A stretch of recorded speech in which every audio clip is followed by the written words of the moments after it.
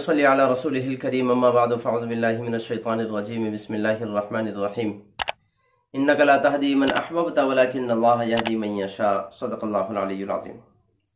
मोहतरम दोस्तों और भाइयों, आज के दिन हम लोग इंशाअल्लाहुल अज़ीज़ 20वें पारे की तफसीर का मुख्तसर खुलासा सुनेंगे, जिसमें सबसे पहले तो अल्लाह तबारक व तआला जल्ल शानुहु ने अपनी कुदरत की बहुत सारी निशानियों को बयान फरमाया और ये फरमाया कि ये निशानियाँ वो है कि अहले अक़ल अगर गौर व फिक्र से काम ले तो इन निशानियों के ज़रिए से अल्लाह तबारक व तआला की मारिफत हासिल कर सकते हैं। आगे अल्लाह तबारक व तआला जल्ल शानुहु ने क़यामत से पहले ज़ाहिर होने वाली एक अहम तरीन निशानी दाब्बतुल अर्ज़ का तज़किरा फरमाया। अक्सर मुसलमान जानते हैं कि क़यामत से पहले बहुत सारी बड़ी बड़ी निशानियाँ ज़ाहिर होगी। हज़रत महदी अलैहिस्सलाम तशरीफ़ लाएंगे, हज़रत ईसा अलैहिस्सलाम तशरीफ़ लाएंगे। उन्हीं में से एक दाब्बतुल अर्ज़ का ज़मीन से निकलना है। काबतुल्लाह के करीब में सफ़ा और मरवा नामी जो दो पहाड़ियाँ हैं, उनमें से सफ़ा नामी पहाड़ी फटेगी और ज़मीन के अंदर से एक जानवर निकलेगा। उस जानवर की बहुत सारी खुसूसियात होगी जो इस वक्त के जानवरों की नहीं होती है। जैसे वो जानवर अजीबुल खिलकत होगा, जैसे ये जानवर नॉर्मल रहते हैं, इन जैसी उसकी हैयत नहीं होगी। और उसे बोलने की अल्लाह ताला कुदरत देंगे, बात करने की कुदरत देंगे, वो इंसानों से बात भी करेगा। और वहां से निकल करके मिट्टी झाड़ता हुआ अपनी गर्दन से काबतुल्लाह की तरफ आएगा तो बहुत सारे लोग उसे डर कर वहां से भाग जाएंगे। जो तवाफ करने वाले होंगे उनमें से बाज नेक दिल मुसलमान बाकी रह जाएंगे। अल्लाह तबारक व तआला के हुक्म से वो जानवर उनके चेहरों को रोशन कर देगा। उसका कमाल ये होगा कि वो हर मोमिन और काफिर को पहचानेगा और काफिर की पेशानी पर कुफ्र का निशान भी लगाएगा। इसके निकलने के बाद अल्लाह तबारक व तआला की तौबा का दरवाज़ा बंद हो जाएगा, फिर कोई किसी गुनाह से तौबा नहीं कर सकेगा। अम्र बिल मारूफ नही अनिल मुनकर का हुक्म ख़त्म हो जाएगा। उसके बाद किसी को अम्र बिल मारूफ का हुक्म बाकी नहीं रहेगा और उस वक्त कोई बंदा उसके बाद यानी उस जानवर के निकल जाने के बाद कोई बंदा मुसलमान भी नहीं बनेगा। बहरहाल ये एक बड़ी निशानी है क़यामत की और उसके बाद ये चीज़ें रोनुमा होगी। आगे अल्लाह तबारक व तआला जल्ल शानुहु ने हज़रत मूसा अला नबीना अलैहिस्सलातु वस्सलाम का एक बड़ा तफसीली वाक़या बयान फरमाया।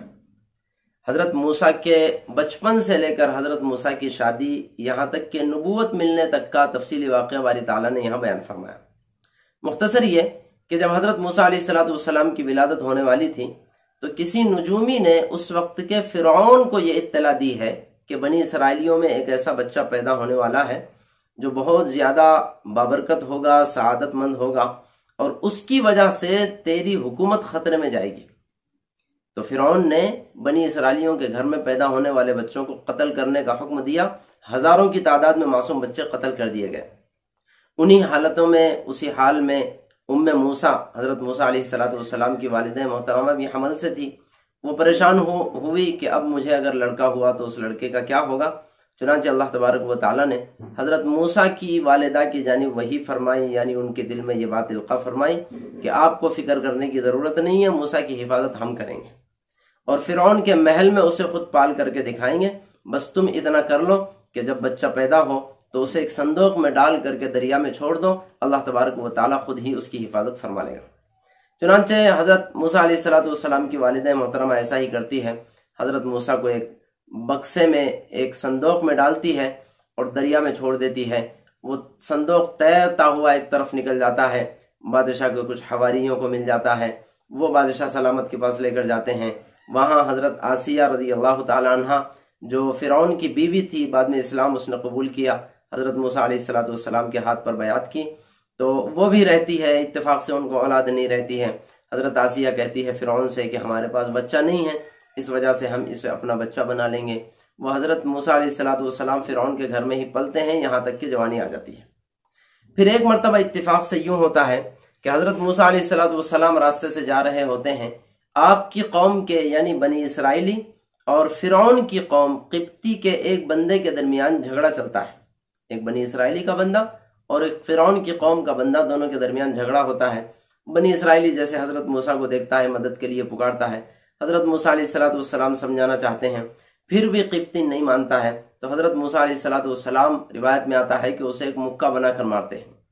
इत्तेफाक से हज़रत मूसा के मुक्के की वजह से वो क़िब्ती मर जाता है और फिर हज़रत मूसा वहाँ से निकल जाते हैं, बनी इसराइली भी निकल जाता है। किसी को पता भी नहीं चलता कि इसको किसने मारा। लेकिन इत्तेफाक से दूसरे दिन हजरत मूसा अलैहिस्सलाम वैसे ही रास्ते पर थे कि वही बनी इसराइली एक दूसरे बंदे से किब्ती से झगड़ा करता है, फिर हजरत मूसा को देखकर बुलाता है। हजरत मूसा कहते हैं कि ऐसा लगता है कि तुझे ही झगड़े करने की आदत है, तू ही बदमाश है। इस पर वो बनी इसराइली गुस्सा हो जाता है और फिर मूसा को उस किब्ती के सामने कहता है कि मूसा क्या इरादा है, तुम मुझे मार दोगे जैसे पिछले कल तुमने फलाने किब्ती को मार दिया। इस तरह से हजरत मूसा का राज इफ्शा हो जाता है और फिर मशवरा होता है फिरौन के पास कि मूसा को कत्ल ही कर दिया जाए, नऊज़ु बिल्लाहि मिन ज़ालिक। कोई बंदा इनको इत्तिला दे देता है कि तुमको कत्ल करने का मशवरा हो चुका है। चुनांचे हजरत मूसा वहां से निकलते हैं और मदियन की तरफ चले जाते हैं, जहां हजरत शुआयब अलैहिस्सलाम रहा करते थे। शहर मदियन पहुंचने से पहले रास्ते में एक कुआं नजर आता है। उस कुएं पर लोग अपने अपने जानवरों को पानी पिलाते हैं। देखते हैं हजरत मूसा के दो लड़कियां भी अपने जानवरों को लिए कुछ दूरी पर खड़ी है, इन लोगों के वापस जाने का इंतजार करते हुए कि ये लोग अपने जानवरों को पानी पिला दे तो फिर हम जाकर के अपने जानवरों को पानी पिला लें। हजरत मूसा सोचते हैं कि चूंकि लड़कियां हैं इसलिए हया की वजह से रुक गई है, चलो मैं इनकी मेहरबानी कर देता हूं। उन लड़कियों से उनका जानवर लेते हैं और लोगों में आकर जानवरों को पानी पिलाकर लड़कियों के जानवर हवाले कर देते हैं। इत्तिफाक से वो लड़कियां हजरत शुआयब अलैहिस्सलाम की बेटियां होती है। उन लड़कियों को हजरत मूसा की ये हमदर्दी भा जाती है। हजरत मूसा का किस्सा वालिद साहब के सामने बयान करते हैं। हजरत शुआयब अलैहिस्सलाम हजरत मूसा को फिर घर बुलाते हैं और फिर हजरत मूसा हजरत शुआयब के घर में नौकर बन के रह जाते हैं। एक अरसे दराज तक नौकर रहते हैं। फिर हजरत शुआयब अलैहिस्सलाम के जहन में खुद ही आता है कि बड़ा ईमानदार लड़का नौजवान नजर आ रहा है, क्या अच्छा होगा कि मैं अपनी लड़की के साथ इसका निकाह करा दूं, इसके साथ अपनी लड़की का निकाह करा दूं। चुनांचे खुद हजरत शुआयब अलैहिस्सलाम ही अपनी लड़की के शादी का गोया पैगाम देते हैं और शर्त ये रखते हैं कि ऐ मूसा, मैं चाह रहा हूं कि मैं अपनी लड़कियों में से दो में से किसी एक का निकाह तुमसे करा दूं, लेकिन शर्त यह है कि तुमको फिर आइंदा 8 साल या 10 साल तक मेरे पास नौकरी करनी पड़ेगी महर के तौर पर। हजरत मूसा अलैहिस्सलाम इसे कबूल फरमा लेते हैं और शादी हो जाती है। अपनी इद्दत मुकम्मल करते हैं, यानी मियाद मुकम्मल फरमाते हैं। मियाद की तकमील के बाद फिर अपनी बीवी बच्चों को लेकर के अपने शहर की तरफ, मिस्र की तरफ रवा दवा रहते हैं। रास्ते में उनको आग की जरूरत महसूस होती है। एक दरख्त पर रोशनी नजर आती है। हजरत मूसा सोचते हैं कि गालिबन आग है, मैं वहां से आग लाऊंगा। वहां जाते हैं। आग लाने के लिए अल्लाह तबारक व तआला वहीं पर उन्हें नबूवत नसीब फरमाते हैं। ये सारा तफसील किस्सा अल्लाह तबारक व तआला ने हजरत मूसा अलैहिस्सलाम का एक ही जगह पर यहां बयान फरमाया। इस हजरत मूसा के किस्से में एक दो बातें बतौर खास हमें समझनी चाहिए। पहली बात तो ये कि हजरत शुआयब अलैहिस्सलाम ने अपनी बेटी का रिश्ता हजरत मूसा से कराने के लिए खुद ही पैगाम भेजा है, बल्कि खुद ही अपनी जुबान से पैगाम दिया है।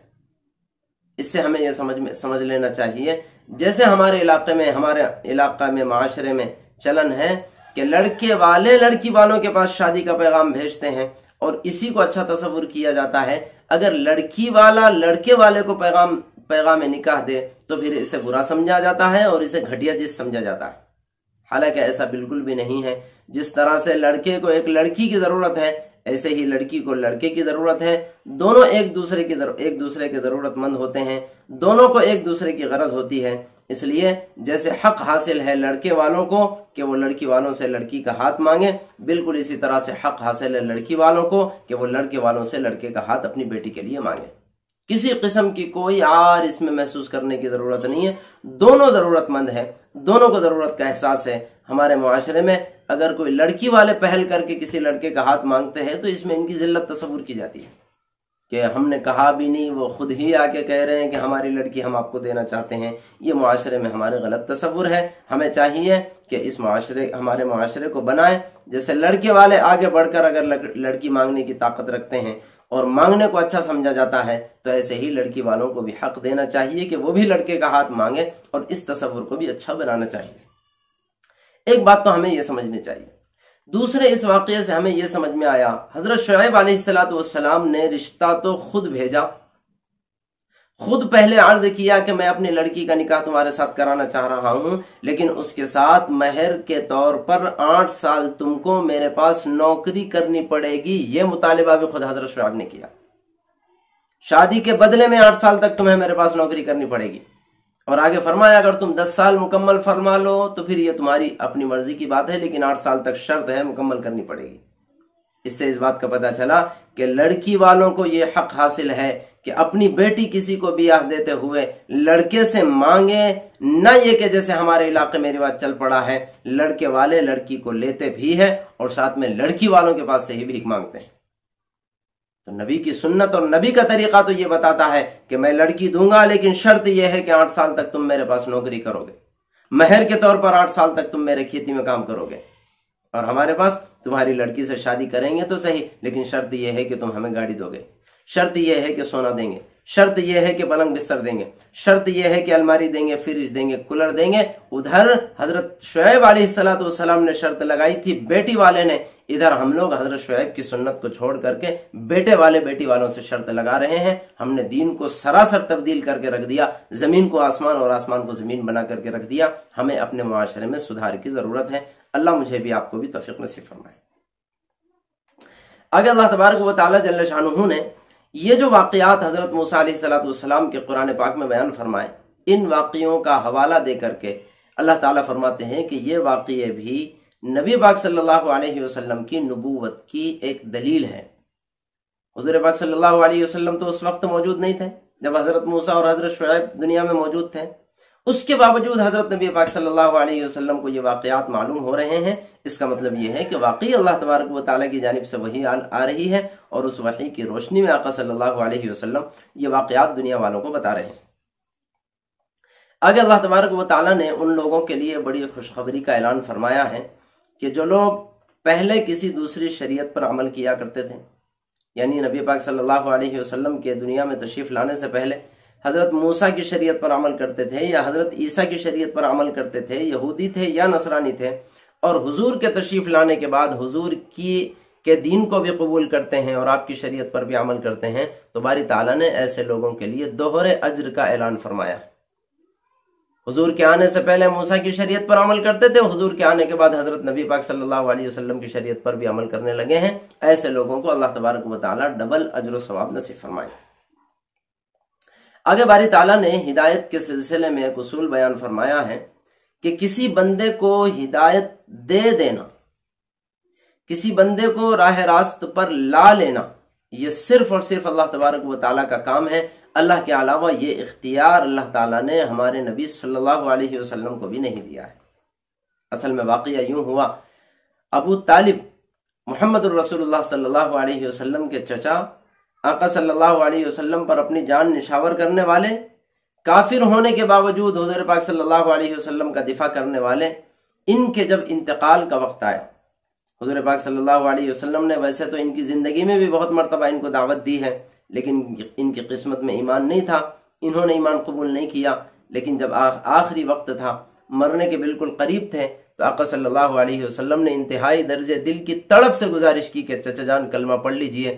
جب چچا کو دیکھا کہ یہ کلمہ پڑھنے کے لیے راضی نہیں ہے، تو پھر یوں کہہ دیا آخر کار کہ چچا جان آپ میرے کان میں ہی کلمہ پڑھ دیجئے، تاکہ میں کل قیامت میں اللہ تبارک و تعالیٰ کے پاس آپ کا گواہی اور سفارشی بن سکوں، اور یہ کہہ سکوں کہ باری تعالیٰ انہوں نے کان میں کلمہ پڑھ کر کے اسلام قبول کر لیا تھا۔ لیکن اس کے باوجود نبی پاک صلی اللہ علیہ وسلم کے چچا ابو طالب نے یوں کہا کہ میرے بھتیجے، میں تمہارے دل کو ٹھنڈا کر بھی دیتا، میں تمہاری آنکھوں کو ٹھنڈک پہنچا بھی دیتا، لیکن میرے مر جانے کے بعد دنیا مجھے کوسے گی اور بزدل کے نام سے یاد کرے گی کہ موت کے ڈر سے ابو طالب نے اپنے بھتیجے کو دین کو قبول کر لیا۔ میرے مر جانے کے بعد اس قسم کی باتیں میں اپنے بارے میں سننا گوارا نہیں کرتا، میں یہ گوارا نہیں کرتا کہ میرے بارے میں اس قسم کی باتیں چلیں، اس وجہ سے میں کلمہ نہیں پڑھتا۔ بہرحال بدقسمتی میں اسی حال میں انتقال ہوا۔ نبی پاک صلی اللہ علیہ وسلم کو انتہائی درجے صدمہ تھا، تو اس میں اللہ تبارک و تعالیٰ نے آیت نازل فرمائی کہ اے نبی انک لا تہدی من احببت ولکن اللہ یہدی من یشاء، اللہ تبارک و تعالیٰ جس کو چاہتے ہیں ہدایت دیتے ہیں۔ اے نبی آپ کے بے بس کی بات نہیں ہے کہ آپ کسی کو ہدایت دے دیں، اللہ کو منظور نہیں تھا تو آپ کے چچا ہونے کے باوجود ہدایت نہیں ملی، اور اللہ تبارک و تعالیٰ کو منظور تھا تو آپ کا دشمن بنا رہنے والا عمر فاروق کو بھی خدا تعالیٰ نے صرف ہدایت ہی نہیں دی بلکہ آپ کے بعد آپ کا جانشین بھی بنایا ہے۔ بہر اللہ تبارک و تعالیٰ نے یہ بات بیان فرمائی۔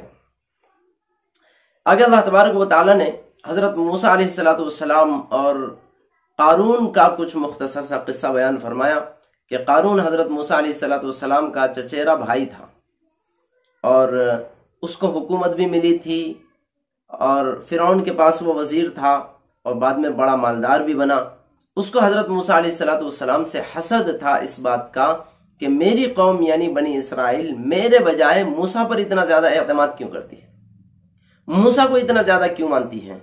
تو اس حسد میں جل کر کے اس نے منافقت اختیار کی یا کفر اختیار کیا اور تکبرانہ چال چلی۔ آخرکار اللہ تبارک و تعالیٰ نے اس کے ساز و سامان کے ساتھ ساتھ اسے دھسا دیا۔ باری تعالیٰ نے اس واقعے کو بیان فرمایا۔ آگے اللہ تبارک و تعالیٰ نے اس واقعے کے وقت میں جب نبی پاک صلی اللہ علیہ وسلم ہجرت فرما کر مکہ المکرمہ سے مدینہ منورہ تشریف لے جا رہے تھے، ایک پہاڑی پر کھڑے ہو کر کے مکہ المکرمہ کی طرف دیکھا اور پھر اللہ کے نبی نے روتی ہوئی آنکھیں لے کر کے آقا صلی اللہ علیہ وسلم نے مکہ کو چھوڑنے پر غم کا اظہار فرمایا۔ اللہ تبارک و تعالیٰ کو دیکھا نہیں گیا۔ اللہ تعالیٰ نے آیت نازل فرمائی کہ اے محمد آپ کو فکر کرنے کی ضرورت نہیں ہے، ایک وقت وہ آئے گا کہ اللہ تبارک و تعالیٰ آپ کو اسی مکہ میں فتح یاب کر کے واپس لوٹائے گا۔ چنانچہ پھر 8 سال کا عرصہ گزرا تھا کہ باری تعالیٰ نے پھر مکہ کو فتح فرما دیا۔ آگے اللہ تبارک و تعالیٰ جل شانہ نے مشرکین کے اعمال اور ان کے عقیدے کی مثال بیان فرمائی کہ یہ مکڑی کے جالے کے درجے میں، جیسے مکڑی کے جالے کی وجہ سے کسی کا کوئی فائدہ نہیں ہوتا، وہ بے بنیاد ہوتا ہے، بالکل اسی طرح سے مشرکین کے اعمال اور ان کے عقائد بھی بے بنیاد ہیں، ان کو کل قیامت میں کچھ کام دینے والے نہیں ہیں۔ آگے باری تعالیٰ نے ہم انسانوں کو مخاطب کرتے ہوئے فرمایا کہ انسان کیا یہ سمجھتے ہیں کہ مسلمان اسلام قبول کر لیں، کلمہ پڑھ لیں اور دنیا میں ان پر کسی قسم کی آفت اور مصیبت نہ آئے؟ اللہ تبارک و تعالیٰ ان کو آزمائیں گے نہیں اور بغیر آزمائیں کے جنت جیسی نعمت دے دیں گے، ایسا نہیں ہو سکتا۔ جن کو جنت دینی ہو اللہ تبارک و تعالیٰ دنیا میں انہیں ٹھوک بجا کر دیکھیں گے، ان پر مصیبتیں آئیں گی، ان پر پریشانیاں آئیں گی، ان پر آفتیں آئیں گی، وہ صبر کرتے ہیں یا نہیں کرتے؟ کہیں ایسا تو نہیں کہ آنے والی مصیبت پر ناشکری کرتے ہیں اور شکوہ شکایت کرنے لگ جاتے ہیں، یا کہیں ایسا تو نہیں کہ مال و دولت اور جائیداد آنے کے بعد اللہ تبارک و تعالیٰ کی نافرمانی کرنے لگتے ہیں اور قارون کی طرح سے تکبر میں مبتلا ہو جاتے ہیں۔ طرح طرح سے انسانوں کو بطور خاص مسلمانوں کو آزمایا جائے گا، آزمائش میں کامیابی کے بعد پھر اللہ تبارک و تعالیٰ جنت نصیب فرمائیں گے۔ تم یہ سمجھتے ہو کہ تم یوں کہو کہ تم نے اسلام قبول کر لیا اور ہم تم کو یوں ہی چھوڑ دیں گے تمہیں آزمائے بغیر؟ ایسا نہیں ہو سکتا۔ تمہارے اسلام قبول کرنے کے بعد تو تم کو آزمایا جائے گا تاکہ تم جنت کے قابل بنو۔ اللہ ہم سب کو یقین نصیب فرمائے۔ آگے اللہ تبارک و تعالیٰ نے والدین کے ساتھ احسان کا برتاؤ کرنے کا حکم دیا، لیکن ایک قید لگائی ہے کہ والدین کے ساتھ حسن سلوک کیا جائے، ان کو اف بھی کہنے کا حق نہیں ہے، ان کے ساتھ اچھائی کا برتاؤ کیا جائے، لیکن اس کی ایک حد ہے۔ اس وقت تک ان کے ساتھ احسان کا برتاؤ اور ان کی فرما برداری کی جائے جب تک کہ وہ کسی گناہ کا ہمیں حکم نہ دیتے ہیں۔ اگر کسی گناہ کا حکم دیتے ہیں تو پھر والدین کی فرما برداری کی بھی اجازت نہیں ہے۔ باری تعالیٰ نے وضاحت کے ساتھ یہ بات بیان فرمائی۔ آگے اللہ تبارک و تعالیٰ جل شانہ نے مشرکین کے ایک بات کا رد فرمایا اور جواب دیا ہے۔ اصل میں مشرکین صحابہ اکرام سے کہا کرتے تھے کہ تم لوگ ہمارے بتوں کی پوجا کر لو، اور تم کو یہ خدشہ ہے نا کہ اگر تم ہمارے بتوں کی پوجا کر لو گے تو کل قیامت میں تم پر بوجھ آئے گا، تم کو جہنم میں ڈالا جائے گا، تم کو گناہ میں مبتلا کیا جائے گا، تم گناہ گار ہوں گے۔ تو مشرکین نے ایک مرتبہ کہا تھا ایسا کرتے ہیں تم ہمارے بتوں کی پوجا کر لینا، اگر قیامت برپا ہوتی ہے اور تمہارے اوپر کسی قسم کا بوجھ آتا ہے تو ہم اقرار کرتے ہیں کہ وہ بوجھ ہم اٹھا لیں گے اور تمہارے گناہوں کو تمہارے اوپر رہنے نہیں دیں گے۔ تو اس کے جواب میں اللہ تبارک و تعالیٰ فرماتے ہیں کہ کل قیامت میں اس قسم کی پاگل قسم کی باتیں مت کرو۔ کل قیامت میں کوئی کسی کا بوجھ اٹھانے والا نہیں ہوگا۔ جس نے گناہ کیا ہوگا اس کی سزا اسی کو ملے گی، اور جس نے کوئی نیکی کی ہوگی اس کا بدل بھی اسی کو دیا جائے گا۔